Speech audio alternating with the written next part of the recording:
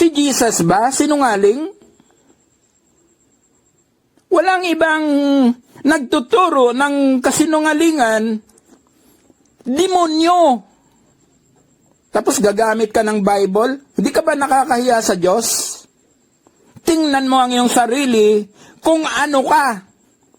Basta ako, dili ko pastor, dili ko pare, o dili sad ko pareha ng Doctor of Divinity na akala mo banal pero full of pride.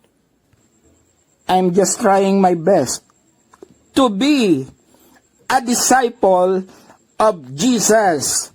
Sana po lahat tayo maging disipulo ni Kristo at hindi ng kung ano pa mang religion ng kasinungalingan.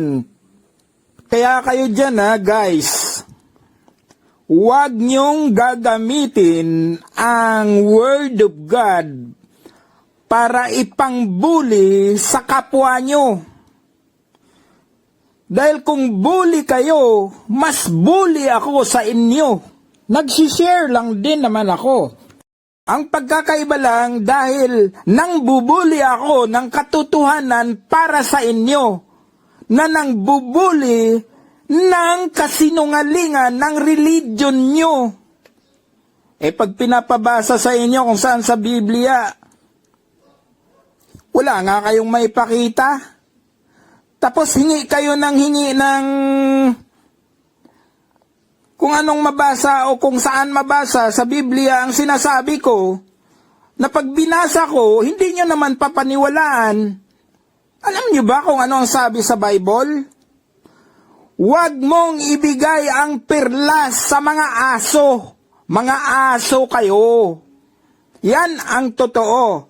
Gusto nyo lang kunin yung perlas para sirain nyo kasi kontra sa kinakalakal nyong salita kuno ng Diyos.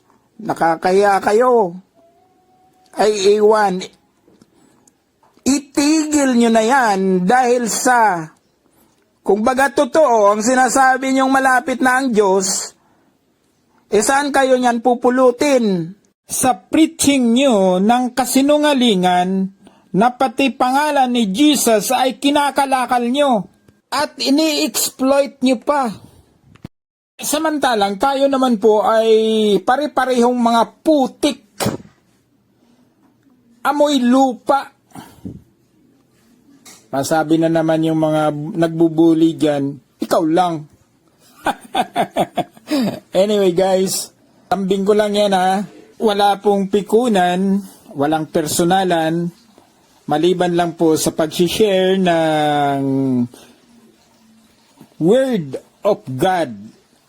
Katotohanan lang po tayo kung anong nasusulat sa Biblia. Huwag nating haluan kasi ng religion.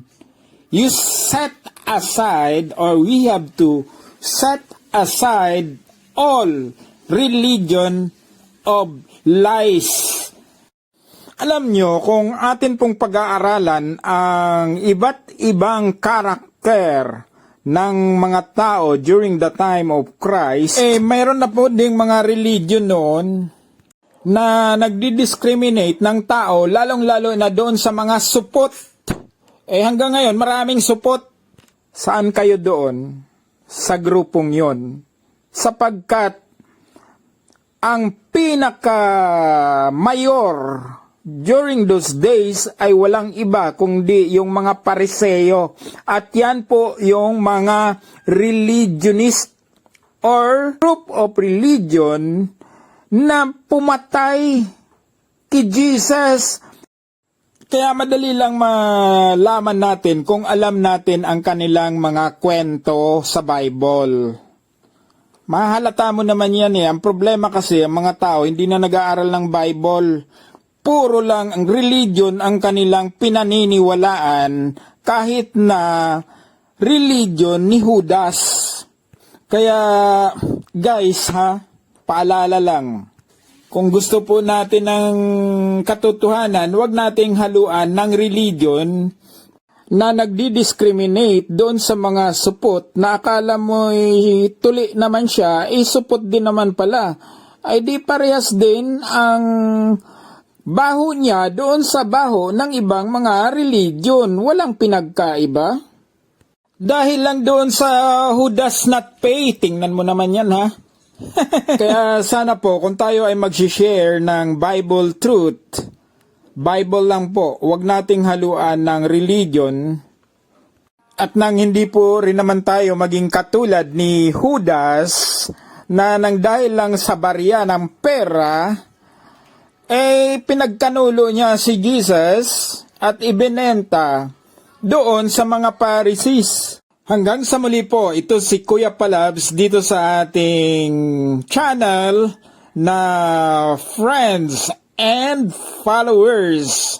Shout out na lang po sa atong tanan din sa mga nag-aantabay ng ating talakayan from Luzon, Visayas, and Mindanao.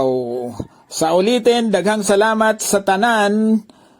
Until next time, thank you so much po for your watching and listening dito sa ating mga video clips.